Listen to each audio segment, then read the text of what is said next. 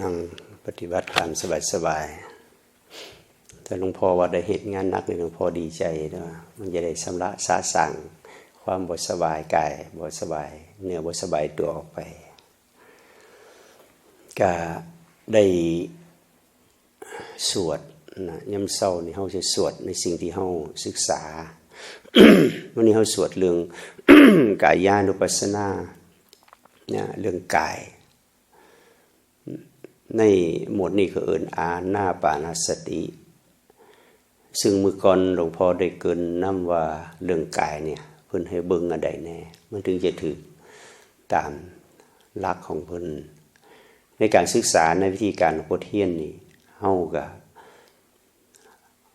ศึกษาถึงสองอย่างถึงหลักที่พระพุทธเจ้าเพิ่นว่าไว้แล้วถึงทิ้งที่หลวงพ่อเพิ่นได้ฮู้ได้เห็นมาแล้วมันเข้ากันอย่างไรเพราะว่าวิธีการของพุทธเฮียนนี่อาม่าก็บ่แม่นรับได้ง่ายๆรับยากเพราะว่ามันบ่คือหมู่นะเป็นหยังบ่คือนี่เฮ็ดให้เฮาสงสัยผมต้องมาเบิ่งมาเทียบเบิ่งว่าที่เพิ่นเฮ็ดมามันตรงกับสิ่งพระพุทธเจ้าเว้าว่า ถ้าบ่ตรงหลวงพ่อก็รับบ่ได้แต่ว่าเฮาก็บ่ปฏิเสธค่อยศึกษาไปแต่คนส่วนใหญ่เห็นว่ามันบ่แม่นมันบ่คือแล้วบ่รับโลดบ่ศึกษาโลดอันนี้บ่แม่นเด้ผู้ที่เพิ่นได้ฮู้ได้เห็นได้เฮ็ดตามสิ่งนั้นมาเนี่ยมันจะต้องมีหยังล่ะที่บ่ซั่นเพิ่นบ่เฮ็ดมาปานนั้นดอกมันจะต้องมีหยังสักอย่างนึงเฮาอย่าไปตัดสินใจว่ามันถูกมันผิดบ่ได้เฮาต้องศึกษาซะก่อนว่าที่ว่ามันถูกอย่างใดมันบ่ถูกอย่างใดเทียบเคียงเบิ่งบางคนเลยบอกว่าถ้าฟังแล้วเชื่อโลดก็ผิดเพิ่นว่าถ้าฟังแล้วบ่เชื่อบ่ก็ผิดเพิ่นว่าแล้วเพิ่นยกอุปมายกเหตุการณ์ฟังแล้วเชื่อโลดก็เหมือนกับพระองคุลิมานอาจารย์บอกให้ไปหาหัวแม่มือมาก่อนเด้ถ้าบ่ได้หัวแม่มือมานี่จะบ่สอนเรื่องพุทธมนต์ให้องคุลิมานในสมัยเพิ่นเป็นนักศึกษาชื่อว่าหิงสกากุมารเรียนเก่งหลายเรียนเก่งกว่าหมู่จบก่อนแล้วต่อไปเฮ็ดศึกษาได้ต่อไปนี่เจ้าต้องศึกษายอดวิชาพุ่นน่ะแต่ยอดวิชานี่ถ้าหากว่าเจ้าบ่ไปเรียนพุทธมนต์ก่อนนี่บ่ได้เด้เรียนก่อนเรียนพุทธมนต์เจ้าต้องไปหาหัวแม่มือมา 1,000 หัวมาแลกเอายอดวิชาเพิ่นก็เสียโลดแล้วอยากได้พุทธมนต์ไปล่าหัวแม่มือคนได้เกือบ 1,000 หัวพอดีไปพ่อพระพุทธเจ้าเสียก่อนนี่บ่ซั่นอาจารย์หลอกคืออาจารย์หลอกไปตายนั่นแหละเพราะมันเก่งกว่าหมู่เดียวมันจะมาชิงอำนาจอาจารย์แล้วมันจะเป็นกบฏหลอกให้ไปตายมันไปฆ่าคนมาฮอด100คนมันต้องถือฆ่ามันพอละแต่วันนี้เพิ่นนี่เก่งฆ่าได้เกือบ 1,000 คนนี่บ่ถือเข้าใจผิดอาจารย์หลอกอันนี้ฟังแล้วเสียโลดก็บ่ดีถืออาจารย์หลอกถือคนเว้าซื่อมือมันศิลปะหลายแนวเด่นบ่หลอกให้เชื่ออย่างใดก็ได้เว้าเป็นแนวใดก็ได้มันเป็นศิลปะอันนี้เพิ่นว่าฟังแล้วเชื่อโลดก็บ่ดีมันผิดถือหลอกที่ฟังแล้วบ่เชื่อเลยก็บ่ได้บ่ถือเพิ่นว่าตอนที่พระพุทธเจ้าตรัสรู้ใหม่ๆเพิ่นเดินไปเผยแผ่เนี่ยเพื่อไปหาเป็นเจ้าวัคคีย์ทหารในระหว่างทางไปพ่อนักบวชผู้หนึ่งชื่ออุปการชิวกเพิ่นนี่แสวงหาพระพุทธเจ้าเด้แสวงหาผู้รู้แสวงหาพระอรหันต์แสวงหาไปนี่ไปพ่อพระพุทธเจ้าเพิ่นบ่ได้ทำตัวว่าเพิ่นเป็นพุทธเจ้าเด้เพิ่นเป็นคนธรรมดาเป็นพระธรรมดาแม่นบ่ล่ะเพิ่นบ่ได้บอกว่าเพิ่นเป็นพุทธเจ้าบ่ได้แสดงอาการว่าฉันนี่เป็นคนเก่งเป็นพุทธะบ่แม่นจังซี่เฮาธรรมดาก็เบิ่งเพิ่นบอกนี่ไปพ่อกันก็ถามรักษาอาการต่างๆบ่คือหมู่เดินช้าๆเดินนิ่มๆหน้าตาผ่องใสสบายบ่ได้รีบร้อนลุกลี้ลุกลนอันใดก็ถามกันสิไปไสมาจากไสจังซี่นะถามสารทุกข์ลุกลี้กันจะไปพุทธะไปศรีพัฒนะมาจากไสแล้วมาจากอุรุเวลามาจากอุรุเวลาเสนานิคมนี่เป็นจังได๋มันศึกษาได้มาจากสำนักใดก็บ่ได้ศึกษาหยังมาบ่ได้จากสำนักใดคือเป็นนักบวชก็ต้องมีครูบาอาจารย์ก็มีผู้ใดเป็นครูบาอาจารย์เพิ่นน่ะบ่มีครูบาอาจารย์ฮู้เอาเอง เอา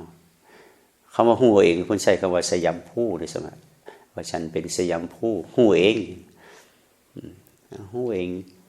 ฮู้เองได้ยังไงมันต้องมีครูบาอาจารย์นะแต่ฉันบ่มีครูบาอาจารย์เพิ่นแกแลบลิ้นใส่แพบไปโลดนะบ่เชื่อนะก็ฮู้เองอันนี้ก็เนี่ยฟังแล้วก็ปฏิเสธโลดก็บ่ได้ว่าเลยเสาะเบิ่งแสวงหาครูอาจารย์แสวงหาผู้รู้แสวงหาพระพุทธเจ้าไปพ่อแล้วพ่อพระพุทธเจ้าแล้วก็บ่ฮู้จักนี่ปฏิเสธไว้โพดก็เลยบ่ได้หยังเลยจากการพ่อครั้งนั้นเราเป็นสยามผู้เราเป็นผู้รู้เองนั่นว่าในสมัยนั้นคำว่าสยามผู้นี่เป็นคำใหญ่เติบเด้ในสมัยนี้ก็เท่าว่าพ่อพระอรหันต์แล้วจังซี่นะอันนี้ก็ปฏิเสธก็บ่ดีฟังแล้วรับเลยก็บ่ดีว่าคือกันนะมาไปพ่อหลวงพ่อเทียนมื่นตาแม่นบ่ว่ากรรมฐานทุกสำนักที่เฮาพ่อมานั่งขาขวาทับขาซ้ายมือขวาทับมือซ้ายตั้งตัวตรงดำรงสติมันกำหนดลมหายใจเข้าออกเป็นแบบนี้กันหมดกรรมฐานนะแต่พวกนี้คือนั่งก็บ่เรียบร้อยนั่งยังใดก็ได้จังซี่นะตาก็บ่หลับตาก็มึน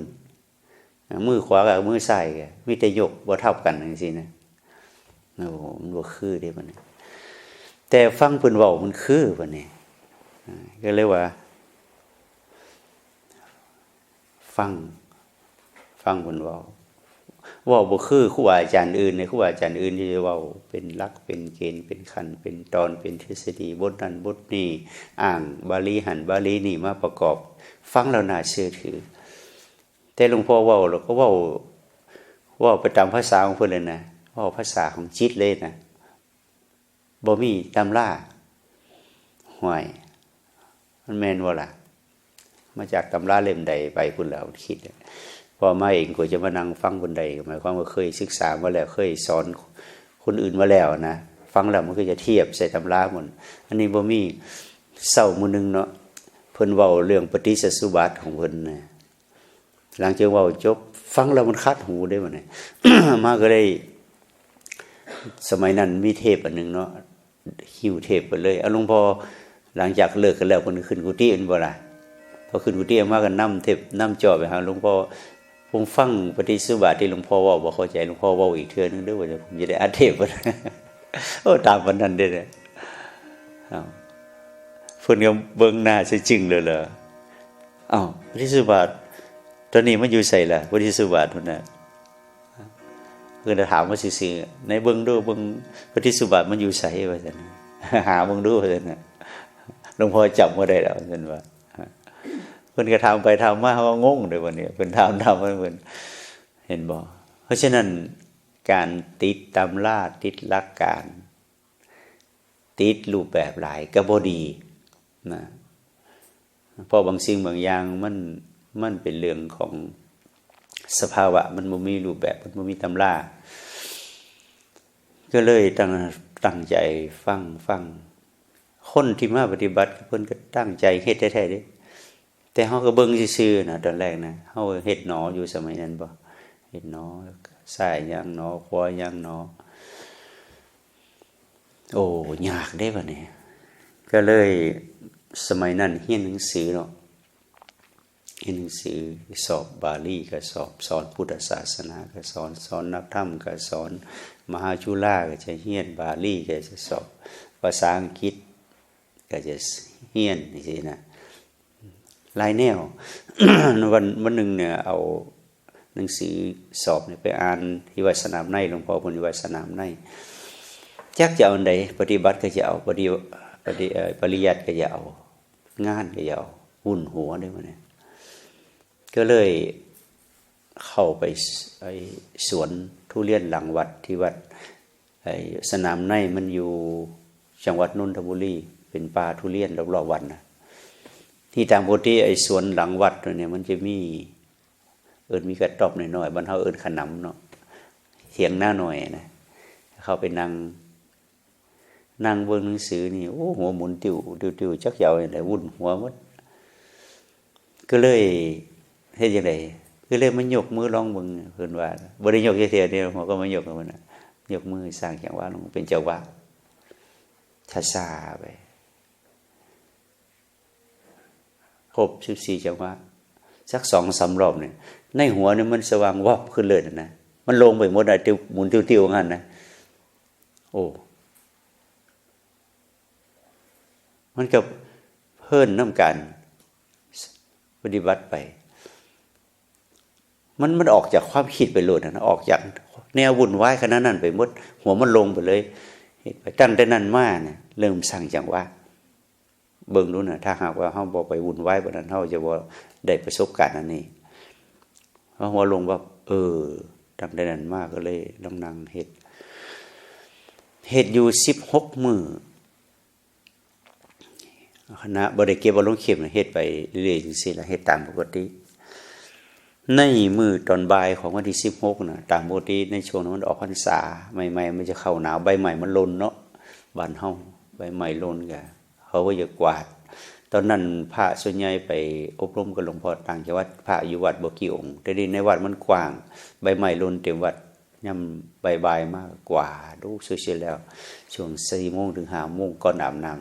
ำที่กวาดไปช่วงนึงนี่มันปวดหัวไหล่มันนี่พอปวดหัวไหล่มาตามลูกการปวดหัวไหล่ตามลูกไปลงมาที่มันปวดแห้งๆเนี่ยมันหายวับไปหลดนะมันคล้ายไปหลดห้วยมันเกิดตัวเบาบ่เนี่ยเกิดตัวเบาหลังจากที่ไอ้กวาดขยะแล้วก็มาเดินจงกรมต่อมาเดินจงกรมเดินไปเดินมาคล้ายๆตัวมันลอยมันนี่ยางบ่วิดดินเรือร้อยก็เดินไปทั่วด้วยนะเสลยสลาไปอาจารย์คนหนึ่งชื่ออาจารย์ทองล้วนเราสังเกตเห็นแค่ว่าเขาติดปีติติดอารมณ์เหมือนนะเพิ่นก็เลยไปจับมือมามันยางไว้ผิดปกติได้มันเบาตัวมันบ่ล่ะเพิ่นก็ไปจับมือมาเพิ่นมาแก่อารมณ์มันก็ลงตั้งแต่นั้นมื้อนั้นมานี่เฮ็ดความเพียรหลายได้อมื้อนี่มันได้ปีติแล้วมันบ่ล่ะย่ำเว้นนี่บ่อยากปฏิบัติหลายคนมันหลายเนื้อปฏิบัติย่ำขึ้นหลังจากทำวันแรงแล้วเข้าที่แล้วตั้งแต่20:00 นฮอดตี4นี่เดินจงกรมตลอดมื้อขึ้นศึกษาเบิ่งว่า20:00 นเป็นจังได๋3:00 นเป็นจังได๋4:00 นเป็นจังได๋5:00 นเป็นเที่ยงคืนเป็นจังได๋บ่ายโมงบ่ายตี 1เป็นจังได๋นี่ตั้งแต่5:00 นไปฮอดตี2เนี่ยมันจะง่วงตลอดเลยสังเกตเบิ่ง3คืนมาขึ้นที่3มือแจ้งขึ้นที่3นี่มันแปลกต้นไม้ในวัดสนามในมันพลิกเอาหากขึ้นแล้วเอาปลายลง ทั่ววัดเลยก็ได้4เดี๋ยวเอิ้นหมู่พวกนี้ต้นไม้คือเป็นจังซั่นต้นมันหากมัน4ขึ้นเทิงๆปลายมัน4ลงข้างล่างมันน่ะคนรอบข้างก็เลิกลักไว้เพิ่นนี่ประสาทกินแล้วเด้อซั่นว่าประสาทกลับเราซั่นว่าเพิ่นก็เลยจับแขนมาหาอาจารย์อีกมาแก้อารมณ์กันพระเจ้าเฮ็ดหยังก็เฮ็ดโพดเนาะซั่นว่าบ่หลับบ่นอนเพิ่นก็เลยระวังเฮาบ่ให้เฮ็ดหลายบัดนี้นะเพราะฉะนั้นกรรมฐานแนวนี้ถ้าเฮ็ดตั้งใจเฮ็ดแล้วมันได้มันคือเฮาจะเอาหลักการวิชาการมาเทียบมันบ่ได้มันเป็นเรื่องของความคิดแต่วิธีการเป็นเรื่องของความเอาหูซึกซื่อๆเนี่ยตัวนี้สำคัญเด้อถ้าเอาไปคิดอันนั้นมาจับอันนี้มาปรุงจับอันนี้มาใส่ให้มันคือนี่มันบ่แม่นหน่อยแต่ตัวหูซึกล้วนๆเฮาเนี่ย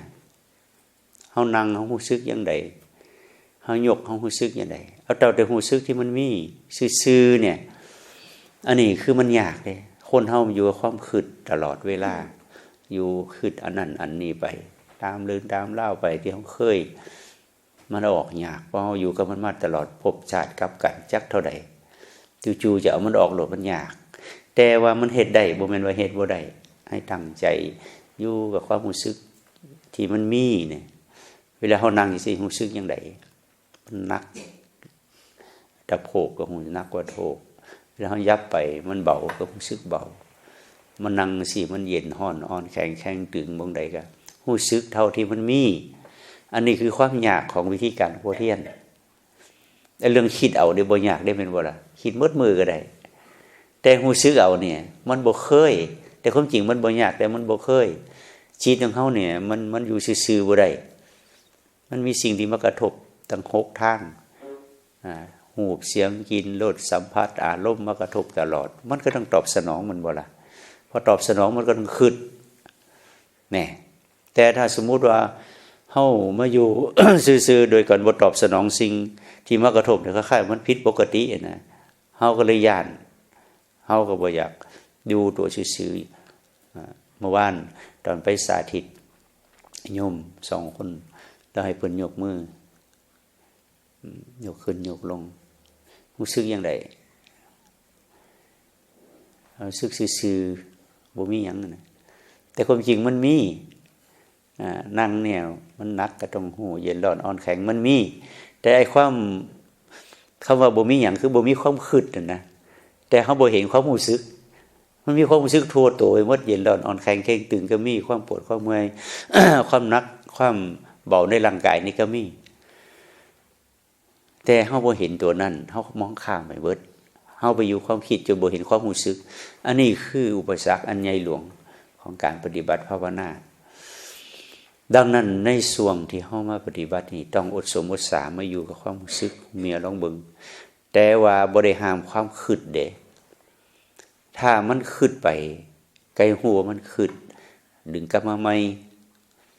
ให้หูทันเท่านั้นเพราะว่ามันเป็นธรรมชาติของจิต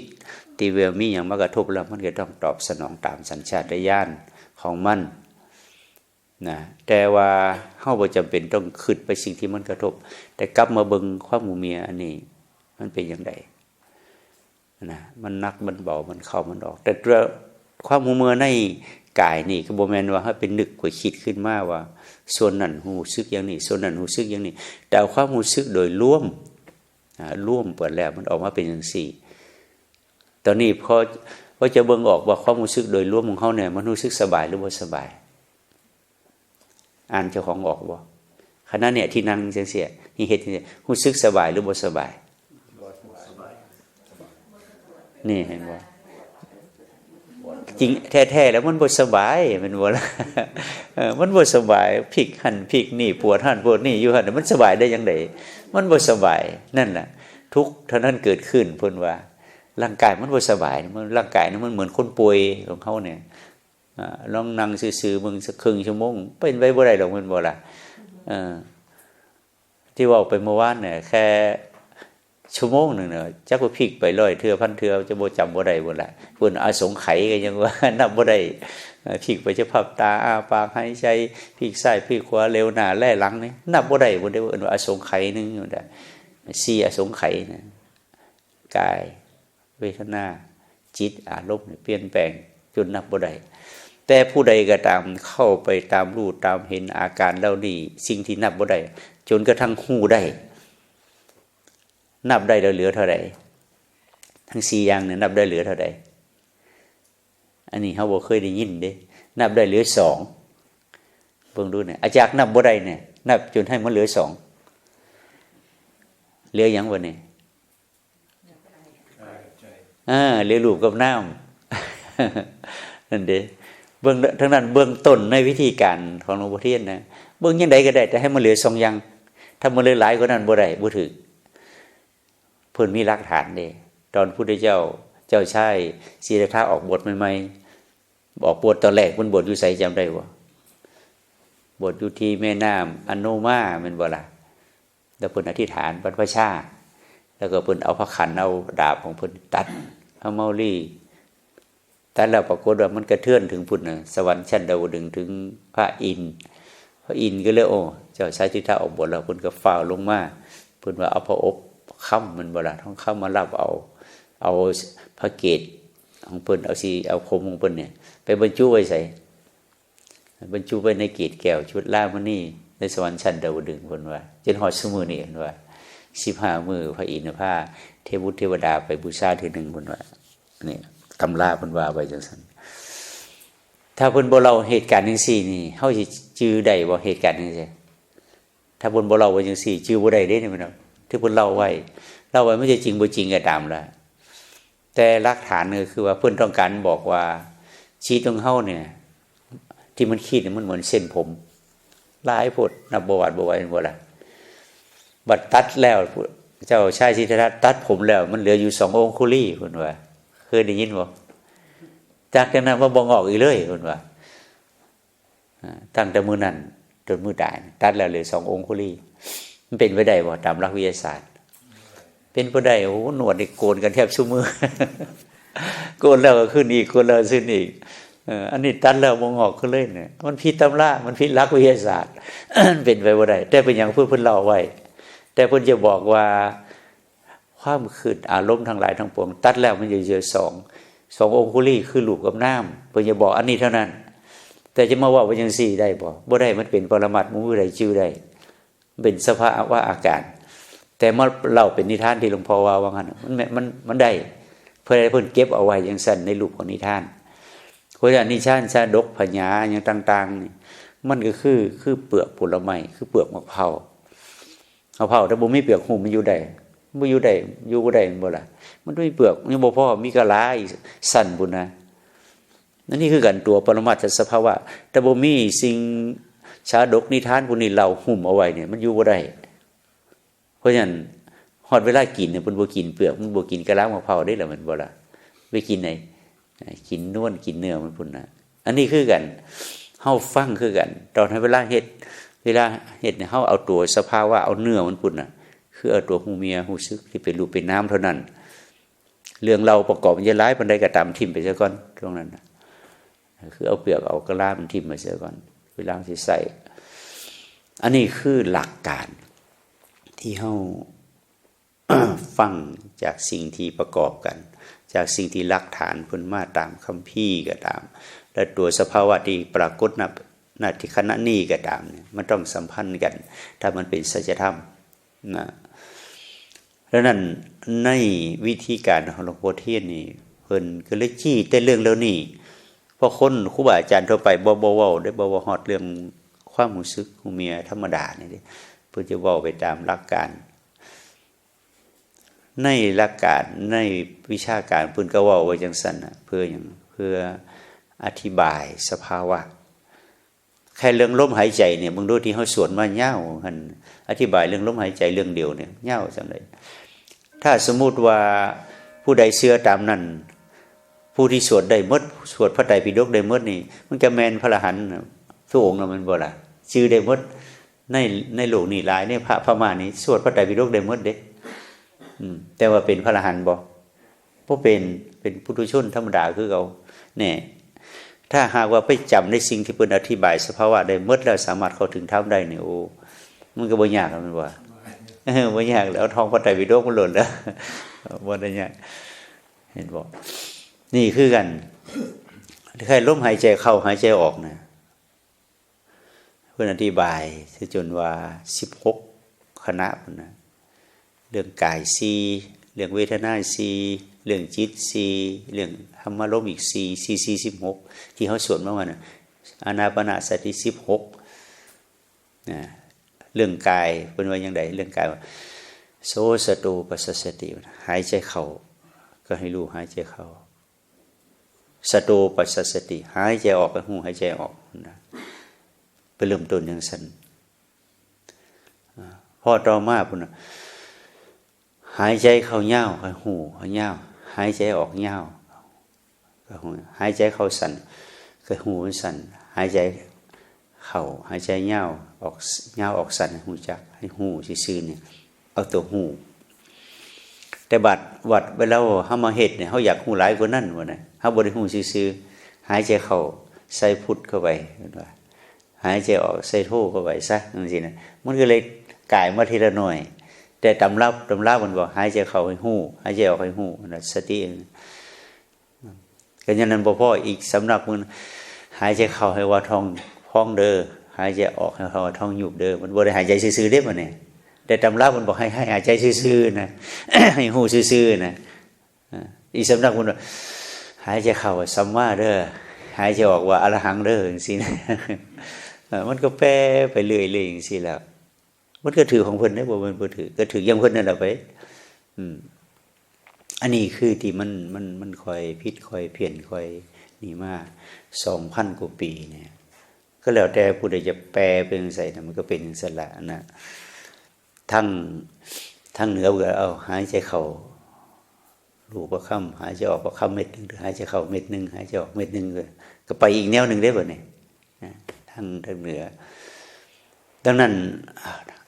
มันก็เป็นอุบายเพื่อให้จิตมันอยู่เท่านั้นจะว่าเป็นถือก็บ่แม่นว่าเป็นพิษก็บ่แม่นเฮ็ดอย่างใดก็ได้ให้จิตมันอยู่เนี่ยแต่อยู่แล้วจะเฮ็ดอย่างใดบ่เนี่ยให้ดึงมาแล้วจะเฮ็ดอย่างใดดังนั้นในวิธีการที่เฮาเคลื่อนไหวเนี่ย บอกว่าบ่ต้องล้มบ่ต้องยุ่งกับลมหายใจเอานี่ตัวนี้แทนใช่เนี่ยเอามือยกเนี่ยสมมุติยกเข่าหายใจเข้ายกออกหายใจออกก็ได้แต่บ่ต้องนึกเรื่องลมหายใจหายใจเข้าหายใจออกมันเป็นธรรมชาติของมันก็ปล่อยมันซั่นล่ะแต่ว่ามันละเอียดถ้าไปนำไปเข้านำออกนำเข้านำออกบ่ดนเด้มันจะแผ่วลงตามที่หลวงพ่อเคยเห็นมานะพอมันแผ่วลงมันอ่อนลงนี่สติบ่มีที่ตั้งเลยเด้มันจะปึ๊บเข้าไปอยู่ความสงบหล่นนะเข้าไปความสงบกับเข้าฌานได้บ่เนี่ยเข้าฌานทีนึงต้นแรกมีปิติวิตกวิจารปิติสุขเอกคตาเบิ่งไปวิตกวิจารความคิดเล็กคิดน้อยยังดังหายไปเหลือแต่ความสงบความสุขเบิ่งลึกลงไปความสุขสงบก็หายไปเหลือแต่เอกคตาเหลือแต่จิตเป็นหนึ่งเดียวนิ่งเบิ่งไปมันมีความนิ่งหูโตนี่น้อยลึกเข้าไปบางเทื่อก็ใช้เวลาเป็นชั่วโมง2ชั่วโมง3ชั่วโมงบางเทื่อก็ใช้เวลาเข้าเดี๋ยวบางเทื่อก็บ่ได้เลยมันก็อยู่แค่นี้แหละเวลาออกมาจากนั่งนั่นไปเฮ็ดเวียกเหตุการณ์เหตุงานอย่างเวลาผู้ใดมาเว้าผิดหูเบิ่งผิดใจบ่ได้เด้ใส่เลยแล้วนะมึงจังสั่นมึงจังซี่เนี่ยหายขึ้นมาเลยแล้วนะนี่ว่ากรรมฐานขี้โกรธสันโดษขี้ขอมันว่าโกรธแฮงหายกว่าเก่าแฮงกว่าเก่าอีกเด้เพิ่นว่าเพิ่นมีสมาธิเพราะฉะนั้นมันก็เป็นการสะกดให้จิตมันสงบซื่อๆมันบ่ได้เห็นอาการนะมันบ่ได้เห็นอาการที่เป็นอันนี้คือข้อเสียของสมาธิคือมันเป็นอาการที่เป็นมันดีใจก็เป็นไปดีใจหมด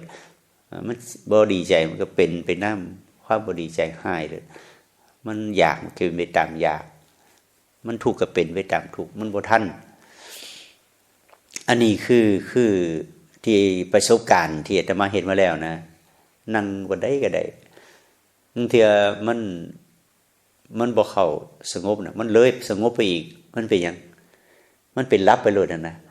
นั่งรับคิงนิ่งเลยเด้แต่พูดถึงเบิ่งข้างนอกเบิ่งเขาว่าโอ้เขาชาร์จได้ลึกกว่านะที่ไหนได้เขารับไปแล้วล่ะออกมาไม่ออกโอ้โมทนาสาธุพวกครูบาปฏิบัติได้ดีจังซึ่งเฮาก็เสริญขึ้นนั่นบ่ล่ะเฮาก็ยืดอกแล้วล่ะเจ้าเฮ็ดคือผู้ค้าได้บ่ล่ะไปบ่ล่ะมันเกิดมานาอัตตาได้บ่นี่ผู้ใดมาเฮ็ดหยังบ่คือบ่ได้ให้เลยล่ะเพราะหยังพอเฮ็ดได้ดีเนี่ยคือมันเกิดมานาอัตตาขึ้นมามันบ่ได้หูซื่อๆเด้เพราะนั้นอันนี้คือข้อด้อยแต่สำหรับผู้เพิ่นมีสติปัญญามาสูงมีบุญบารมีสร้างมาเก่าแก่เนี่ยเพิ่นอาจจะบ่เป็นอย่างที่หลวงพ่อเป็นก็ได้เพิ่นเข้าฌานได้ลึกแล้วเพิ่นก็ออกมาเพิ่นมีสติแต่ว่าหลวงพ่อเบิ่งในประเทศไทยสำรวจเบิ่งแล้วผู้ที่ใช้อานาปานสติเป็นนิมิตกรรมฐานแล้วสามารถเข้าถึงสภาวะขั้นสูงมีน้อยมากเลยนับโตได้นั่นหมายความว่าเพิ่นมีปุญบารมีมาก่อนมีสติสัมปชัญญะปัญญาแหลมคมเพิ่นสามารถใส่เฉพาะลมหายใจเนี่ยไปของเพิ่นได้อันนี้ก็เป็นค้นๆไปในวิธีการเพิ่นบ่ได้ผิดเด้แต่ว่าอินทรีย์ความสามารถของเฮาเนี่ยมันบ่ถึงแต่ในเมื่อความสามารถทำบ่ถึงสติปัญญาบ่ถึงเฮาก็เอาเฮ็ดอยู่หั่นน่ะเฮ็ดอยู่หั่นน่ะมันเฮ็ดบ่ได้ชาตินี้ก็ให้เป็นปรมีไว้ชาติหน้าไปเฮ็ดต่อพุ่นน่ะมันแม่นบ่ล่ะโอ้ชาตินี้เกิดมาเป็นคนก็ยากไปเลยชาติหน้าเขาจะไปเกิดเป็นหยังบู้บัดนี้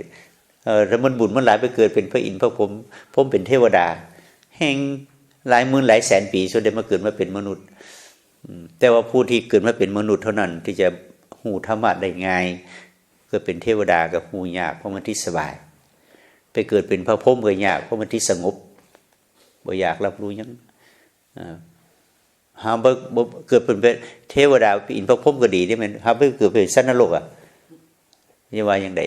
ห้าไปเกิดเป็นเปรตเป็นเซเลสานเป็นอสุรกายย่ำใดมันจะได้กรรมไม่ยักเถื่อวันนี้โอ้บ่ได้ประมาทพอเวลาไปเป็นเทวดามันก็ไปที่สบายแล้วประมาทแล้วไปเฮ็ดชั่วก็ได้เหมือนบ่ล่ะอย่างคนพวกเศรษฐีทั้งหลายเนี่ยว่าเอาเงินไปมันเฮ็ดใดเป็นเขาถูกโกงถูกเอาเปรียบเอาเงินไปจ้างฆ่ากันก็ได้เหมือนบ่ล่ะไปเฮ็ดบาปอีกซ้ำเวลาลำรวยมันหลงคนแน่บางทีเป็นเทวดาเราไปเฮ็ดบาปก็กลายเป็นสัตว์นรกก็ได้เด้เป็นพระพรหมเราสงบเราผู้ใดไปเฮ็ดให้บ่สงบเครียดให้เขาเราไปตกนรกก็ได้เด้เห็นบ่มันวนเวียนกันไปวนเวียนกันมาได้บ่แน่นอนดังนั้นเมื่อเฮามาเจริญสติแบบนี้ปั๊บความสบายก็บ่เอาความสงบก็บ่เอาตัวรู้บัดนี้ความสงบมันเป็นฝากทางนี้ความบ่สงบเป็นฝากทางนี้สมมุติมันบ่ล่ะเวลามันสุดโต่งในสงบก็สงบโพดตรงมาที่ถ้าบ่สงบก็เวียงไปทางนี้แต่ในวิธีการเพิ่นบ่ให้เอาทั้งสองอย่างเนี่ยสงบก็บ่เอาบ่สงบก็บ่ให้อยู่ตรงกลางระหว่างกลางความสงบกับบ่สงบก็คือหยังนี่นะคือหยังระหว่างกลางความพอดีมันก็เป็นตัวฮู้บัดนี้เอาแต่ตัวฮู้สงบก็บ่เอาบ่สงบก็บ่ให้ฮู้ทั้งสองอย่างมันสงบก็ให้ฮู้มันบ่สงบก็ให้ฮู้มันเฮาปฏิเสธบ่ได้เด้บ่แม่นแต่เฮาบ่อยู่มันสงบมาเฮาก็บ่อยู่นำมันบ่สงบมามันฟุ้งมาเฮาก็บ่อยู่นำมันแต่ให้เห็นให้ฮู้ว่าอ๋อตอนนี้จิตบ่สงบเด้ออ๋อตอนนี้จิตมันสงบเด้อให้ฮู้ซื่อๆตัวอยู่กลางพอดีก็เอิ้นตัวฮู้บัดนี้ตัวฮู้เนี่ยบ่เป็นตัวสงบหรือบ่เป็นตัวมันอยู่เหนือไปหน่อยนึงเพิ่นว่าแต่ตัวฮู้ตัวนี้เฮาจะได้มาแต่ไสถ้าไปสมาธิมันก็สงบโพดบ่ล่ะไปเฮ็ดแนวอื่นมันก็บ่สงบมาเฮ็ดตัวฮู้นี่เพิ่นเลยเอิ้นตัวนี้ว่าพุทธะผู้รู้ผู้ตื่นผู้เบิกบานเฮาก็จะมาเฮ็ดตัวฮู้เฮ็ดให้มันชำนิชำนาญฮู้บ่แม่นฮู้จากการคิดแต่ฮู้จากการสัมผัสจะสัมผัสขณะนี้เฮานั่งนี่บ่สบายก็ฮู้บ่สบายก็บ่ต้องไปคิดว่าความสบายเป็นอย่างเสียให้ฮู้มันบ่ใช่ว่าเฮ็ดมันสบายสักหน่อยนึงแค่นั้นก็แล้วมันบ่ล่ะเดี๋ยวสักพักมันก็ความบ่สบายก็มาใหม่ก็ฮู้มันใหม่สักพักมันสบายโพดก็ฮู้ออกมาเยอะลักษณะที่ไปฮู้อาการต่างๆที่มันเกิดขึ้นตามความเป็นจริงแล้วเบิ่งมันต่อไปฮู้ว่ามันสงบก็จะไปเป็นความสงบฮู้ว่ามันฟุ้งก็จะไปเป็นความฟุ้งให้ฮู้มันซื่อๆแล้วกลับมาอยู่นี่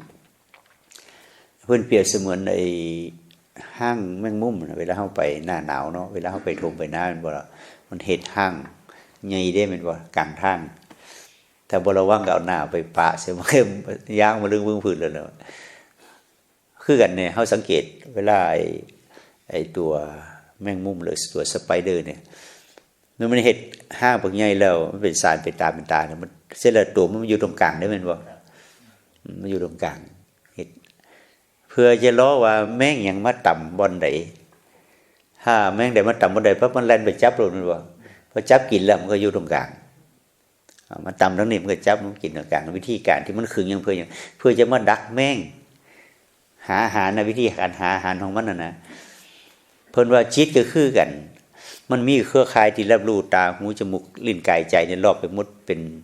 รังสีตาข่ายจังซี่เวลารูปเสียงกลิ่นรสสัมผัสอารมณ์ต่างๆมันแม่งมันมาต่ำวงไหนจิตก็ต้องไปรับรู้เสร็จแล้วก็มาอยู่วงกลางแต่ส่วนใหญ่พอไปรับรู้เสร็จแล้วมันติดอยู่พูนเลยวันนี้บวกกับวันนี้จิตของเขาน่ะเพราะว่าติดเขาสันเสือหน่อยนึงเขาดานหนึ่งไปติดอ่อนๆวันน่ะมันบวกกับมาสู่ตัวซื้อๆวันนี้ก็มาอยู่ตรงกลางโบเป็นเพราะเป็นอย่างเพราะว่ามันไม่ได้ฝึกเนี่ยที่เฮาจิตเฮาที่เฮาฝึกตัวหูนี้เพื่ออย่างเพื่อมันรับรู้สิ่งที่มากระทบเหมือนแมงแรงแมงหมดทั้งหลายมาต่ำเครือข่ายของไอ้หางแมงมุมเนี่ยเวลาไปจับมากก็มาอยู่ตรงกลางไม่รับรู้ปั๊บอ๋อตัวนี้เสียงว่าจังซี่ก็รับรู้ซะแต่ก็มาอยู่ตัวหูซึกซื่อๆอ๋อตัวนี้อากาศมันสิมันเย็นมากระทบกายกับหูซึกหูเมียแล้วกลับมาอยู่ความซื่อๆอ๋อตัวนี้ได้เห็นภาพอันนั้นงามบ่งามหูเจ้าก็งามงามก็แล้วไปก็มาอยู่ตัวของซึกซื่อๆสินะเนี่ยมาอยู่ตรงกลางคือมาอยู่น้ำเจ้าของเอิ้นว่าปัจจุบันธรรมจิตเนี่ยมันก็เวียนไปตามอดีตอนาคต เวียงไปให้ฮู้ว่ามันทิศก็มาซะเพราะฉะนั้นตัวฮู้ที่จิตมันจะอยู่น้ำใดเนี่ยมันจะเป็นตัวฮู้ธรรมดาได้บ่มันบ่ใหญ่พอมันบ่พอที่อยู่เพิ่นก็เลยให้ขยายตัวฮู้เนี่ยให้มันใหญ่ขึ้นนะเหมือนแมงมุมแต่มันห่างน้อยๆเนี่ยแมงบ่พอจะไปจับได้แม่นว่ามันเฮ็ดห่างใหญ่ๆนะ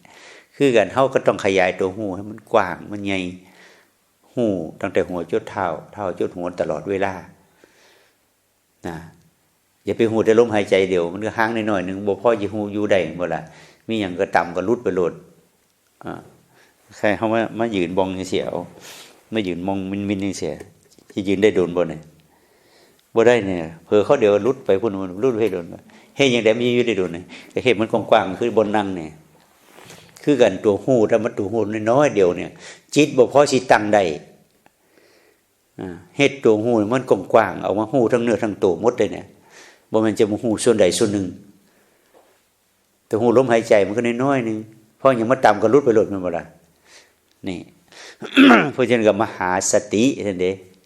เฮาสวดมาเอิ้นมหาสติปัฏฐานเด้บ่แม่นสติธรรมดาให้สติมันเป็นมหนี่แปลว่าใหญ่แปลว่ากว้างมหาสมุทรจังซี่นะเฮ็ดตัวฮู้เนี่ยให้มันใหญ่มันกว้างออกไปครอบคลุมตั้งแต่หัวจนเท้าแล้วก็บ่แม่นว่าจะไปฮู้ข้าวเดียวเด้ฮู้ตลอดเวลาถ้าฮู้ได้นะเพราะฉะนั้นในช่วงเวลาปฏิบัติเนี่ยเพิ่นก็บ่อยากให้ไปวอกแวกหลายเรื่องไปว้อแว่หลายเรื่องเพราะจิตมันจะถูกดึงออกไปง่ายเวลาในช่วงเข้ากรรมฐานเพิ่นว่าให้อยู่นำอารมณ์ปัจจุบันเด้อมีอันใดก็อย่าไปตะเลิดเปิดเปิงไปกับมันง่ายแต่ว่าเฮาใหม่นี่เฮ็ดจังซั่นบ่ได้บ่ล่ะเฮาก็หัวเว้านัวหัวมวนหัวเตือนกันไปเฮาอยู่บ้านเฮือนมากรรมฐานแกก็ต้องได้ลดลงด้วยแม่นบ่แนวใดที่เคยเว้ากันหลายก็เว้าน้อยลงแนวใดที่มันเป็นตาหัวก็หัวน้อยลงก็เหลือให้มันยิ้มซะจังซี่นะหรือว่าแนวใดที่มันจะต้องเคลื่อนไหวที่มันเอานอกเรื่องนอกเล่าไปที่บ่ฮู้เมียก็เซาลงมาให้มันเคลื่อนไหวแต่พอดีสบายๆแต่ในบรรยากาศกรรมฐานเพิ่นจึงเข้มงวดจักหน่อยนึงเพื่อหยังเพื่อป้องกันบ่ให้จิตเนี่ยมันเตลิดมันจะลืมเจ้าของนะมันจะลืมเจ้าของถ้าสมมุติว่าเฮาบ่จำกัดกันขนาดนั้นนี่มันจิตมันบ่ร่วมเมื่อวานเนี่ยว่าฮอดแม่ไก่เนาะที่กกไข่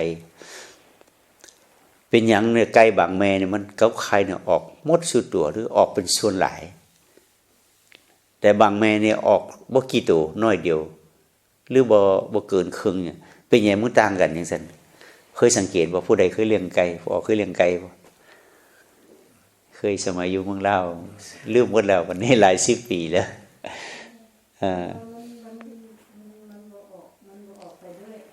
บ่ออกหมดเพราะหยังเอา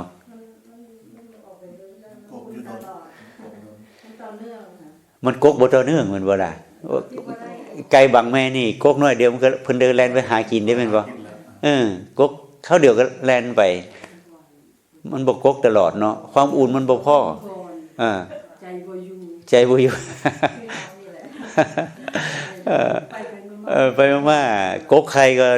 กกน้อยนึงก็ไปหากินกกน้อยนึงไปหากินบางแม่มันบ่ไปหากินได้แม่นบ่มื้อนึงมันออกไปเทื่อนึงจังซี่นะไปกินน้ำมันกลับมาใหม่จังซี่นะบางแม่มันขยันแท้ๆเด้เนี่ยคือกันชีวิตของเฮาเนี่ยถ้าบ่อยู่ก็เจ้าของเนี่ยน้อยนึงก็ไปคิดปุ่นวุ่นน้อยนึงไปคิดปุ่นเป็นจังได๋ไข่ออกมามันจะเป็นไข่เน่าแล้วบัดนี้ไข่ได้เอาไปต้มกินซะเสร็จแล้วล่ะไอ้ไก่แม่นี่บ่เก่งสูเอามันไปต้มซะบัดนั้นนะแต่ไก่แม่ได้มันขยันโกกอยู่งั้นโอ้9 หน่วยก็ออกเบิด9 หน่วย10 หน่วยออกเบิด10 หน่วยก็มีเด้หรือบางทีเหลือจักหน่วยนึงจังนี่ไงมันออกมันอาจหน่วยนั้นมันออกจากออกข้างไปนี่มันบ่หลายหน่วยเนี่ยมันอาจจะความอุ่นมันจะบ่พอเนี่ยแค่นั้นมันก็ยังอันนี้คือพ่อมาเห็นชัดว่าคือกันนะบางคนเนี่ยคอยประคับประคองการเคลื่อนการไหวการไปการมาได้ตลอดมันก็เปลี่ยนแปลงเด้ใครเนี่ยแม่ไก่มันมันกกเอาไว้นี่ความอุ่นความหอมมันพอ มันก็เปลี่ยนจากสภาวะที่เป็นไข่ธรรมดาเป็นลูกไก่ขึ้นมาตามธรรมชาติของมันจิตของเฮาคือกันเด้ที่มันว่อแว่วันไหวเรื่องนั้นเรื่องนี้เมื่อสติสัมปชัญญะมันเป็นแม่ไก่ได้สติสัมปชัญญะนี่นะเป็นเสมือนแม่ไก่ค่อยกกค่อยคุ้มค่อยเบิ่งค่อยแย่งใส่คำว่าสำรวมภาษาของเพิ่นคำว่ากกเนี่ยว่าสำรวมระวังเสียเด้นะค่อยเอาความพยายามมากกให้มันต่อเนื่องไก่แต่หมดที่มันกกในจักมือมันจะเปลี่ยนเป็นลูกมันจะสังเกตบ่หลังจากมันไข่พอแล้วเนี่ยมันจะเริ่มกกเลยมันใช้เวลาจักมือฮะโอ้30 มื้อบนดิพอไก่กระเจ้ามาขายไก่ลูกนะเริ่มเป็นลูกมัน10 ปลายมือก็เป็นจนว่านั่นบอกมัน3-4 อาทิตย์เนาะ3 อาทิตย์นี่แหละว่าฮะ3 อาทิตย์นี่เนาะ3 อาทิตย์นี่มันก็โดนห้าลังเตือบางตัวนี่มันบอกว่าอยากบอดีเฮาก็ไปอบรอด้วยเป็นไหมแม่มันอบโดนหลายมันหิวมันก็พาลูกมันลงเราออกเราไปส่วนหลายที่เหลือเฮาไปอบรอก็มีคือกันเด้เมื่อเฮามาอาทิตย์แรกเฮากกจังซี่แต่ถ้าว่าเฮามีอุณหภูมิในการกกหรือว่ามีการสำรวมระมัดระวังในการไปการมาการกินการอยู่หลวงพ่อเลยพยายามให้มีสติตลอดเพื่อให้มันได้จิตของเฮานะมันอยู่ภายใต้การกกของสติสัมปชัญญะเหมือนแม่ไก่มันจะได้เปลี่ยนแปลงจิตใจของเฮานะเปลี่ยนแปลงอย่างไรเปลี่ยนแปลงจากขี้คร้านมาเป็นขยันเปลี่ยนแปลงจากขี้ร้ายมาเป็นคิดน้อยเปลี่ยนแปลงมาจากคนกระโดกกระเดกมาเป็นคนแนบเนียนละเอียดละไมขึ้นเปลี่ยนแปลงจากการเฮ็ดอย่างอีลงชงชางมาเป็นหูจักมันค่อยเปลี่ยนไป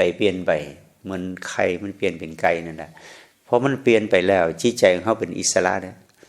เมื่อก่อนมันบ่เป็นอิสระมันก็จะอยู่ในหั่งมันอยู่ในไข่นั่นแหละมันออกไปใส่บ่ได้เป็นอิสระหมายความมันออกจากไข่มามันออกจากตัวบ่รู้นั่นมาตัวบ่รู้มันก็หายไปตัวบ่รู้คือตัวเผลอนั่นแหละเผลอปั๊บมันบ่ฮู้แล้วบ่ฮู้เมียแล้วเด้เผลอปั๊บเอามันคิดไปแล้วเฮาก็เอาตัวรู้เนี่ยไปดึงมันมาบัดนี้ทีนี้ถ้าตัวรู้ที่เฮาเฮ็ดมันน้อยมันจะพอมีแห้งดึงบ่มันบ่มีแห้งดังนั้นหลวงพ่อว่าตัวรู้ที่เกิดจากการจับการเคลื่อนไหวเนี่ยเป็นตัวรู้ที่มีกำลังเป็นความรู้ที่มีแห้งอบอุ่นแห้งมันง่ายมึงนี่ในวิธีการโคเทียนพอตราบใดที่เฮานั่งยกมือบ่รับตาอย่างนี้มันก็ฮู้ตลอดเด้ตัวเผลอมันจะน้อยลงเนี่ย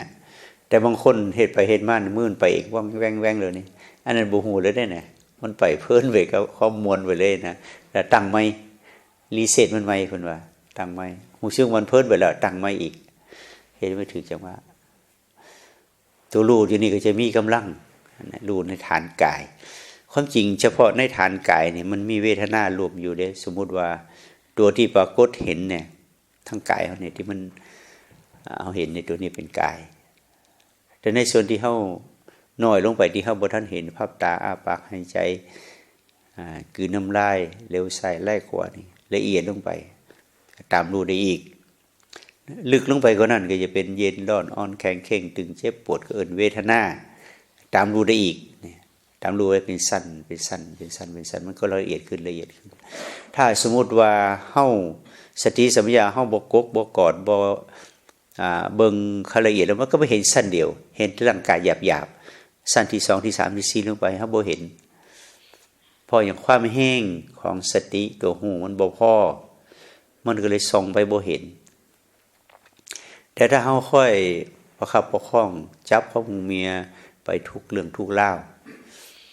เพราะฉะนั้นในช่วงที่เฮาอบรมเพิ่นต้องพยายามปรับการเคลื่อนกันไหวให้ชัดเจนแต่บ่ถึงกับจ้องเกินไปบ่ถึงกับตั้งใจเกินไปถ้า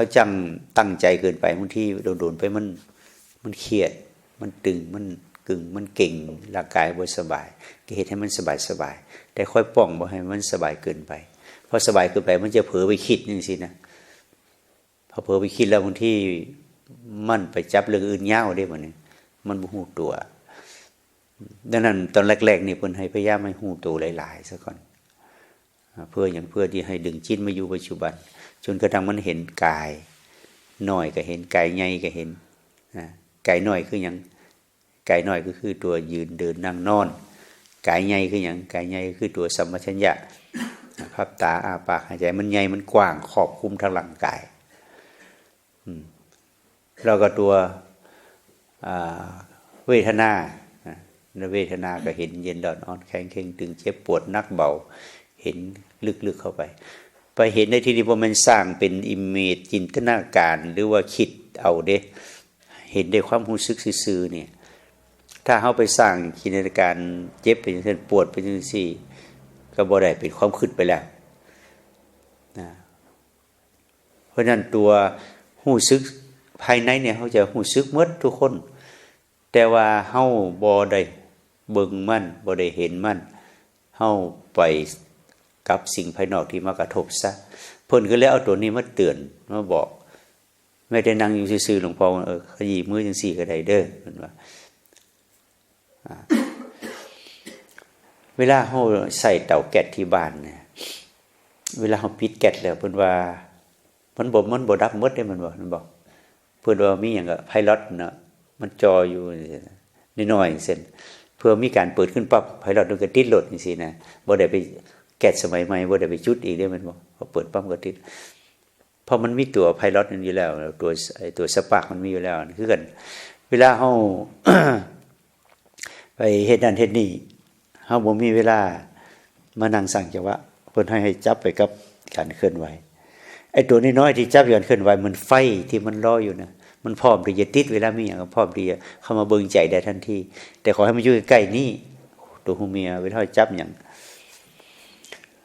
แต่ส่วนใหญ่ถ้าเขาบ่ได้ฝึกเวลาเขาจะจับหันเฉยนี่มันบางทีมันไปกับสิ่งนั้นหลายโพดดิมันบ่ฮู้ตัวพี่ไปฮู้สิ่งนี้80-90%มันก็ไปทั้งพี่หมดเวลาบางทีมันตกมันเผลอปั๊บใจเฮาหลุดไปเลยจังซี่นะแต่ถ้าสมมุติเฮาค่อยเฮ็ดค่อยทำกำลังรักอยู่พี่70-80%อยู่นำกายเอาพี่20-30%ไปนำที่เฮาถือเฮาบ่ายมันจะฮู้เมียได้ไว้บัดนี้เวลามันหลุดไปดึงใจกลับมาอันนี้คือวิธีการที่จะปฏิบัติต่อดังนั้นเวลาเฮาเซตจากอบรมก็ดีเซตจากนั้นก็ดีเวลาจะลุกอย่างสำคัญช่วงนั้นบางทีเฮานั่งไปโดดๆจิตเฮาอยากออกไปข้างนอกแล้วมันบ่ล่ะมันก็ฟ้าวโลดแล้วฟ้าวไปพอจิตทำบ่ได้อยู่นำเจ้าของเด้แต่คนที่จิตอยู่นำเจ้าของได้เห็นได้หูนักหูหนวงหูนักหูเบาแก้ไขมันอยู่นี่จิตบ่ไปไสเวลาจะลุกเฮาก็ลุกหูเมียลุกแล้วเวลาจะจับเขาจับของไปเก็บไปอย่างไร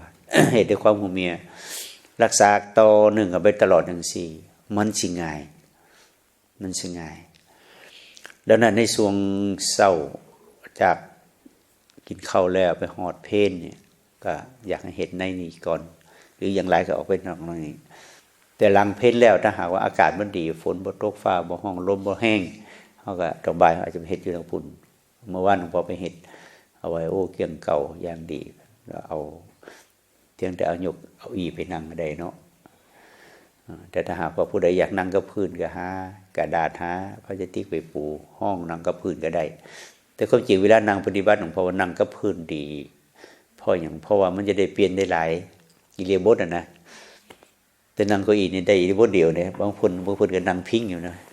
พอนั่งพิงนี่น้ำหนักหายไปเลยเนี่ยมาอยู่กับไอ้ที่เฮาพิงเนี่ย30-40%ตัวนี้ความกำลังทรงตัวบ่พอเลยไปสักพักก็เงือบเราเป็นบ่ล่ะง่วงไปละมันเพลินเวลาจะนั่งเก้าอี้ก็ให้นั่งครึ่งเดียวอย่าให้นั่งพิงนั่งให้มันตรงพอนั่งพิงนี่น้ำหนักเขาหายไปพอนั่งหายไปแรงทรงตัวบ่พอก็เห็นเฮาง่วงไว้ดังนั้นมันก็มีเรื่องเล็กๆน้อยๆหลายอย่างเฮาค่อยสังเกตเอาแต่บางคนเก็บรายละเอียดเก็บข้อสังเกตนี่บ่ได้หลวงพ่อก็จะค่อยบอกเอาจะเฮ็ดจังซั่นให้จังซี่แน่มันจะได้ฮู้เมียได้ไวจังซี่นะสำหรับไอ้เส้นทางที่ไอ้นั่นหลวงพ่อบางคนหลวงพ่อหลวงพ่อบ่ต้องเอาสายไปปูก็ได้เท่านั้นบ่ได้ก็ยังได้เลยเนี่ยมันเกี่ยงแล้วแต่มันก็ยังคู่ขาอยู่นี่มันบ่ล่ะเม็ดหินเม็ดทรายเม็ดนั้นเม็ดนี้สำหรับผู้เพิ่นรักษานี่เปิดอันนี้ถอดรองเท้าบ่ได้ใส่รองเท้าบางคนใส่รองเท้าส้นสูงจังซี่นะ ใส่รองเท้าส้นเดินจงกรมเดินไปเดินมาก็อย่าพลิกได้บัดนี้บ่ก็เลยว่าไปเบิ่งซะก่อนว่ายางใส่รองเท้าถ้าใส่รองเท้าแตะก็ดีรองเท้าฟองน้ำธรรมดาถ้าหากว่ามันบ่สะดวกอยากยางกับพื้นอยากฮู้เมียตรงๆก็มาขนเอาซ้ายไปเฮ็ดเองแม่นบ่ล่ะตัวให้ตัวมันนั่นนะคนละปองสองปองก็แล้วแต่ละแต่ว่าบนนี้ถ้าหากว่าเฮาเก็บไว้ดีๆนี่เวลาไม่ออกมาวันพระวันศีลเนี่ยไปปฏิบัติมองนี้ได้เลยถ้าหากว่าถือรักษาที่ไว้เรื่อยๆปีหน้ามาจะเฮ็ดปีก่อนปีต่อไปมาจะเฮ็ดบ่ต้องไปเคลียร์ยากแล้วแม่นบ่แต่ว่าหลวงพ่อมันจะขยันปานนั้นบ่ล่ะเอาไม่ออกเอามาเลี้ยงเพลแล้วปล่อยหลวงพ่อฉันนี่หมู่เจ้าไปเดินจงกรมอยู่ในป่าพุ่นซะนี่เนี่ยสุเทือจังซี่นะป่ามันก็เกี่ยงมิลินเบิดปีแม่นบ่ล่ะแต่เพิ่นจะขยันปานนั้นบ่ล่ะ ไม่ออกจะขยันปานนั้นแต่วัดหลวงพ่อไปจังซั่นได้หลวงพ่อเฮ็ดทางจงกรมไว้รอบศาลาโลดถวายอาหารเสร็จแล้วเอาไม่ออกปล่อยพระฉันนี่หมู่เจ้าพากันไปเดินจงกรมสร้างจังหวะซะพอพาฉันเสร็จแล้วขึ้นมารับพรกบ้านมันก็ได้บัดนี้ว่าได้ทั้งบุญได้ทั้งกุศลพากันสร้างจังหวะเดินจงกรมรอบศาลาแล้วแทนที่จะมานั่งโศกันเรื่องนั้นเรื่องนี้อยู่บนศาลาบ่ให้โศกันแล้วเสียเวลาเจ้าอยู่บ้านโศกันพอแห้งแล้วมาวัดจะมาโศกันดีบ่ได้เด้อหลวงพ่อก็ให้เลยแล้วว่าเรื่องยังเข้ามาวัดแล้วเรื่องยังในบ้านเนี่ยบ่ต้องมาเว้ากันเด้อเรื่องเคยเรื่องไผเรื่องกินเรื่องอยู่เรื่องปู่เรื่องป่าบ่ต้องมาเว้ากันอีกเด้อเจ้าไปเฮ็ดในแนวซี่ซะมาวัดมันมายากมาแล้วมันได้หลายๆจังซี่นะมาถวายอาหารแล้วได้บุญแล้วกุศลเจ้าไปเฮ็ดบุญหลวงพ่อเตรียมทางจงกรมไว้แล้วก็ไปเฮ็ดกันแต่ว่าหลวงพ่อเฮ็ดจังซั่นดังนั้นเรื่องนี้มันก็บ่ยากแต่ว่าใจเฮาสิเอาบ่ถ้าใจเอาแล้วก็อย่าว่าเข้าป่าในนี่มันยังนี่ได้นี่มันบ่หมู่เฮาหลวงพ่อเพิ่นชั้นแล้วก็เข้ามาเดินจงกรมสร้างจังหวะในนี่รอเพิ่นฮอดเวลากลับบ้านให้กลับอันนี้ก็คือวิธีการรักษาให้ต่อเนื่องไปเรื่อยๆนั้นตั้งแต่เรื่องเข้าใจเรื่องนี้มานะมาก็เลยแต่พาที่คนเฮ็ดแต่เรื่องนี้เพราะว่ามันเป็นเรื่องที่วิเศษมากๆเลยเพราะว่าอย่าว่าแต่ตายไปแม้แต่เฮามีชีวิตอยู่เนี่ยยามใดเฮาเจ็บเฮาป่วยก็เฮ็ดบ่ได้แล้วเด้แม่นบ่ยามใดเฮามีเวียกมีการมีงานก็มันหาเวลาเฮ็ดยากแต่ถ้าเฮ็ดแล้วนี่มันดีอย่างใดบอกบ่ถูกเพราะว่าจิตใจเฮามันบ่ไปวุ่นวายในเรื่องอื่นน่ะนะมันจะมาอยู่น้ำเรื่องที่เฉพาะจำเป็นยามใดบ่มีเวียกเขาก็มาอยู่น้ำเจ้าของได้บ่ได้นำเรื่องอื่นมาคิดได้เคลียร์ออกไปเพราะว่าความคิดมันบ่จำเป็นจะต้องเอามาใส่ตลอดเวลาใส่เฉพาะที่เฮาจะคิดเท่านั้นอันนี้หมายความว่าเฮาเลือกเป็นเฮาจะเลือกจิตของเฮาได้เป็นเทวดาก็ได้เลือกเป็นพระอินทร์พระพรหมก็ได้เลือกเป็นอริยะก็ได้เลือกเป็นอบายภูมิก็ได้เลือกใส่อบายภูมิก็บ่แม่นน่าย่านน่ากลัวเรื่องความสงบเรื่องสบายก็บ่แม่นน่าสิ่งที่ต้องไปต่อต้านผลักดันใส่เอามาใส่บางเทื่อเขาก็ใส่ความสงบบางเทื่อเขาก็ใส่ความสบายบางเทื่อก็ใส่ความห่อนแห้งบางเทื่อเขาก็จะใส่ความอยากบางเทื่อเขาก็ต้องใส่อำนาจบางเทื่อเขาก็ได้ใส่ความยืนยันหลักการเหตุผลมันหลายมิติเขาอยู่ในขอบในครัวในโลกมันบ่ล่ะเขาจะเป็นคนใจดีตลอดบ่ได้เขาก็หลอกเอาต้มเอาเจ้าซั่นน่ะบางทีเขาต้องให้มันว่าเหตุมันคือบัดนี้ไอ้นี่มันหลอกมันบ่ได้มันให้เอาเด้ว่าซั่นน่ะมันหูท่านนั่นเขาก็ต้องใส่อบายใส่นรกก็ต้องใส่ให้เป็นในบ้านเจ้าเดี๋ยวบ่มีไฟเจ้าจะอยู่เป็นบ่เป็นแล้วบ่น้ำบ่ได้อาบพุ่นมื้อแล้วมื้อใดไฟดับนั่นน่ะหุงข้าวต้มแกงบ่ได้กินแม่นบ่ล่ะไฟนรกก็ต้องใส่แต่ใส่ให้เป็นระบบถ้าใส่บ่มีระบบมันช็อตตายเดี๋ยวไฟในบ้านเฮาแม่นบ่ล่ะไปจับมึงดูน่ะแต่ใส่มันมีระบบมันเป็นแสงสว่างพุ่นน่ะเป็นไฟหุงข้าวต้มแกงไฟโทรทัศน์ไฟคอมพิวเตอร์ไฟใส่ได้หมดนั่นหมายความว่าเอาตัวทุกข์มาแปลเปลี่ยนให้มันเป็นระบบถูกต้องกำหนดรู้ทุกข์นั้นบ่เป็นตาย่านนะแต่มันเป็นพลังงานทุกข์เฮาเนี่ยมันเป็นพลังงานอันนึงเหมือนไฟแต่พลังงานอันนี้ถ้าบ่จัดระบบแล้วเนี่ยมันเผามันกลายเป็นไฟนรกไฟในบ้านก็แม่นไฟแม่นบ่ล่ะไฟใส่ในบ้านก็แม่นไฟ แต่ไฟไหม้บ้านคือไฟที่ควบคุมระบบบ่ได้ความทุกข์ที่เฮาจัดการระบบมันบ่ได้มันกลายมาเป็นความร้อนเผาใจเฮากินบ่ได้นอนบ่หลับมันเป็นไฟนรกแต่พอจัดระบบได้มันกลับเป็นไฟหยังเป็นไฟปัญญาไฟเดียวกันนั่นแหละไฟเดียวกันนะโทสะเนี่ยเมื่อเอาสมาธิไปจัดระบบโทสะนี่กลายเป็นปัญญาคนโทสะแห้งคนนั้นปัญญาแห้งเด้ปัญญาหลายเด้แต่ถ้าเปลี่ยนระบบบ่ได้ไฟของโทสะคนนั้นมันกลายเป็นไฟหยังไฟนรกแต่พอเอาระบบของศีลเอาสมาธิไปจัดระบบไฟอารมณ์น่ะมันกลายเป็นปัญญาคนนั้นจะมีปัญญาดีเห็นบ่มันไฟอันเดียวกันแต่ถ้าเฮาบ่ได้ฝึกตัวหูให้เป็นสติเป็นสมาธิปัญญาเฮาจะไปจัดการไฟนรกเหล่านี้ให้มันเป็นไฟญาณไฟปัญญาได้บ่ได้ดังนั้นคือการตัวรู้ตัวเดียวเนี่ยเอาไปแปลงเป็นศีลก็ได้แปลงเป็นสมาธิก็ได้แปลงเป็นปัญญาก็ได้เฮาต้องแปลงให้เป็นเพราะฉะนั้นทุกข์เพิ่นบ่แม่นญาณบ่แม่นเพิ่นทุกข์ต้องกำหนดรู้เนี่ยเพิ่นว่าคือหมายความว่าความทุกข์มันเป็นพลังงานเฮารู้จักมันแล้วเฮาแปลเปลี่ยนเป็นหยังก็ได้ความทุกข์นั่นน่ะสมมุติเฮาอยู่กับบ้านกับเพื่อนเนาะถ้าสมมุติว่าเฮาใส่ไฟบ่เป็นใส่ไฟโกรธบ่เป็นลูกอยากจะเห็นหยังเห็นเมื่อใจดีมันจะกินเหล้ามันจะเล่นไพ่เล่นการว่านั้นคบหมู่เพื่อนพอดีเฮาปฏิบัติธรรมเฮาจะไปให้มันเท่ากับย่านเสียธรรมะมันบ่ล่ะเฮาก็ซื่อๆอยู่เฮ็ดหยังก็เฮ็ดหยังไปโลดลูกนั่นน่ะอีพอปฏิบัติใจดีแล้วเจ้าอยากเฮ็ดหยังก็เฮ็ดไปโลดเสร็จแล้วมันจะพานรกมาให้เฮาตัวนี้พาเรื่องพาเล่าพาคดีพามาหาเฮานี่เฮาเฮ็ดหยังเฮาก็ทุกข์คือเขาเพิ่นบ่ล่ะนั่นเวลาเฮาไปอยู่กับบ้านกับเฮือนเวลาลูกเฮ็ดบ่ดีมันให้ได้ก็พอให้โทษตีได้ก็พอตี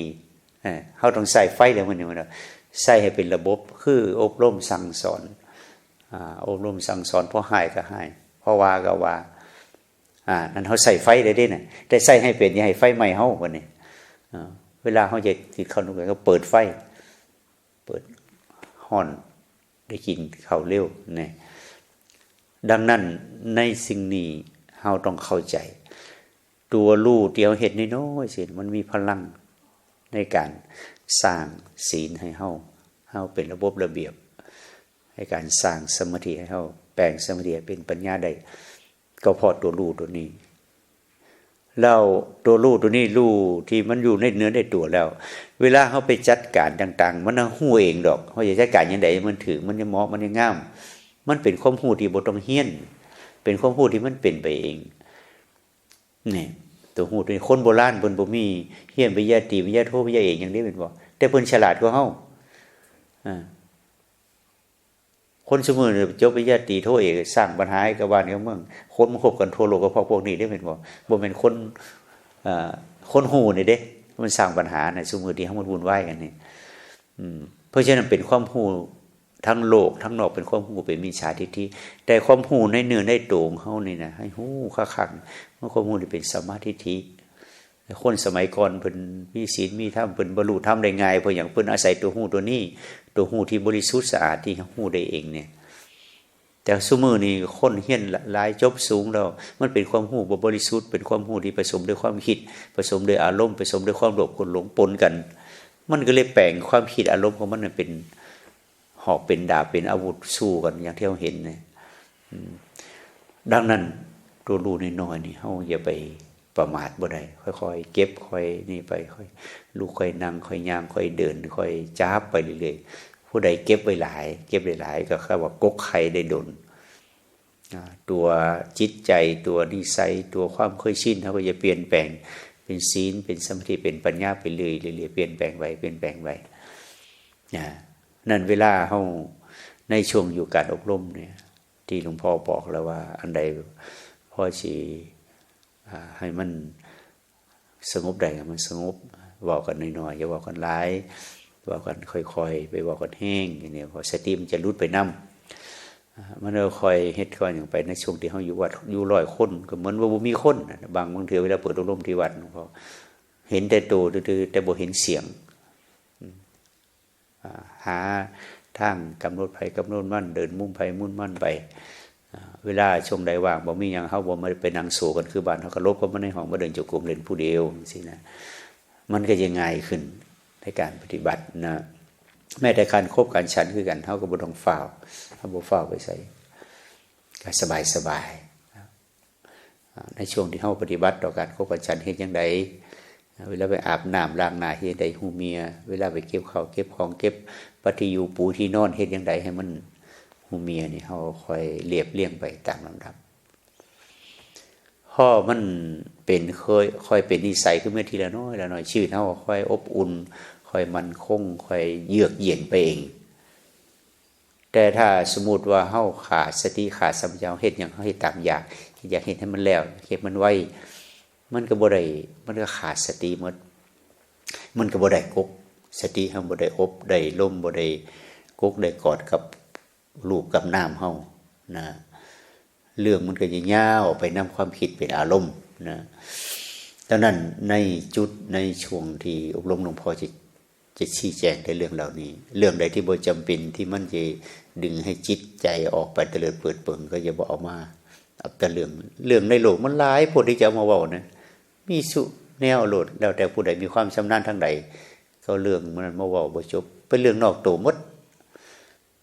แต่เรื่องในตัวเฮานี่นะเฮาบ่เคยได้อบรมบ่ได้ศึกษาเฮาค่อยสังเกตแก้ไขบำบัดไปเป็นการเรียนขั้นสูงเด้เรียนปรมัตถ์ที่เฮามาเรียนนี่นะเพราะฉะนั้นการเฮ็ดเฮาก็เฮ็ดให้เหมาะให้สมให้ถูกให้ต้องแล้วมันสิเป็นไปได้นับมือมันจะยากขึ้นเรื่อยๆในการเฮ็ดจังซี่ดังนั้นการลุกการนั่งการย่างการเดินแต่ละขณะมีความหมายใส่ใจลงไปนะใส่ใจลงไปเฮาจะสังเกตฮู้ดอกผู้ใดที่เฮ็ดด้วยความมีสติสัมปชัญญะผู้ใดขาดสติสัมปชัญญะมันจะเบิ่งง่ายๆนะจะมีสติสัมปชัญญะมันจะนุ่มนวลมันจะอ่อนโยนมันจะสบายตาแต่ขาดสติสัมปชัญญะแล้วมันก็จะเบิ่งไปอีกแบบนึงเฮาคอยศึกษากันนะเท่านั้นยามเช้า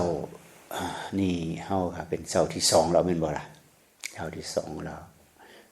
ต้องให้แต่ละมือให้มันเห็นความแตกต่างไปอย่าให้มันคือเก่าแตกต่างไปเมื่อวานนี้เฮาหูซึกแหน่บ่หูซึกแหน่น้อยๆผิวๆมื้อนี้มันเห็นชัดขึ้นนี่นะแต่ละมือมันชัดขึ้นกว่าเก่าโจนกระทั่งมือสุดท้ายมันจะหูแต่หัวจนเท้าจิตมันจะไปทางใดใจมันจะไปทางใดความคิดมันจะไปทางใดเบิ่งเห็นมันกลับมาหาเจ้าของใดอันนั้นแหละคือความเข้าใจที่เฮาจะได้แล้วสิ่งเหล่านี้มันจะติดอยู่ในจิตวิญญาณของเฮาไปเรื่อยๆสมมุติว่าในชาตินี้เฮาดับกิเลสดับตัณหาดับอาสวะได้บ่หมดตัวหู้ตัวนี้มันจะฝังอยู่ในจิตวิญญาณของเฮาต่อไปเมื่อไปถ้ามันมีเกิดใหม่อีกมันเกิดต่อไปชาติต่อไปเฮาก็เฮ็ดน้อยลงมันเนี่ยการเว้นไว้แต่เกิดเท่ากับน้อยลงมากบ่ไก่มันจะเลี้ยวขึ้นนะพุทธิยถาเพิ่นตัดไว้ดีแต่ว่าพอเป็นถ้าผู้ใดมาฮู้เจ้าของฮู้เมียเจ้าของ 25% ตายไปนี่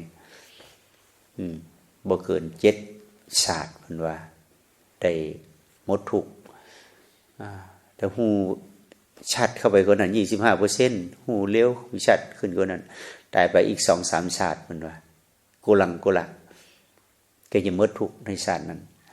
แต่หู้ละเอียดลงไปกว่านั้นอีกตายไปอีกชาติเดียวมันว่าได้เข้าถึง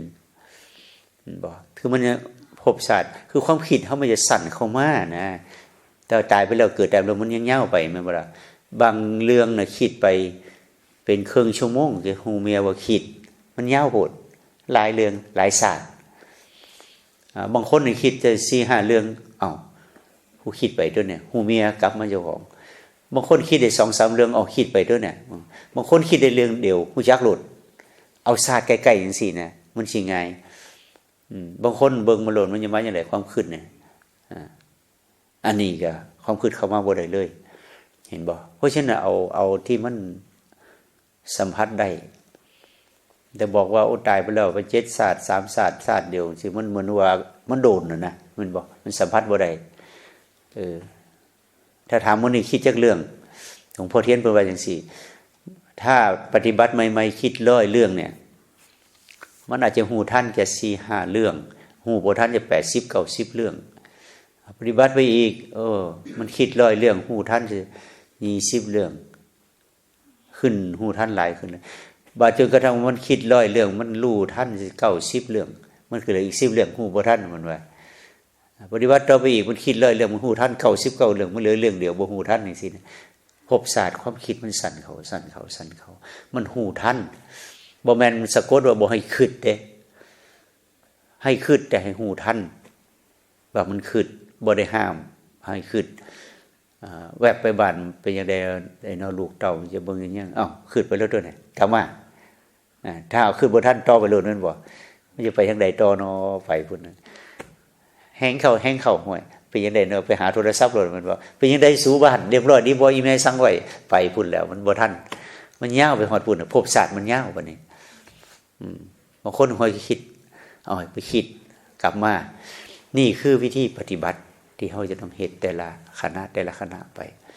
มันเผลอคิดไปกลับมาเผลอคิดไปกลับมาจนกระทั่งว่าคิดปุ๊บรู้ปั๊บคิดปุ๊บรู้ปั๊บพุ่นน่ะภพศาสตร์มันจะสั่นเข้ามาดังนั้นในมื้อนี้เด้อเป็นมื้อที่2กะในช่วงของการปฏิบัติจากช่วงนี้เขากินข้าวกินปลาแล้วประมาณ 8:00 นถึง 8:30 น 8:00 นผู้ใดแล้วก็เข้ามาย่างมาสั่งจังว่าบ่ต้องรอหมู่มาก็ย่างส่งกลุ่มสั่งจังว่าไปโลดรอหมู่พร้อมยามใดผู้จะว่าอย่างใดบ่ต้องรอ เข้ามาเพื่อจะเฮ็ด หูรักแล้วนี่เฮ็ดไปหลวงพ่อเข้ามาก็พาปฏิบัตินะก็จะง่ายขึ้นนะเพราะฉะนั้นยามเช้านี้ก็ขออนุโมทนาสาธุให้เฮาได้เข้าใจในหลักการ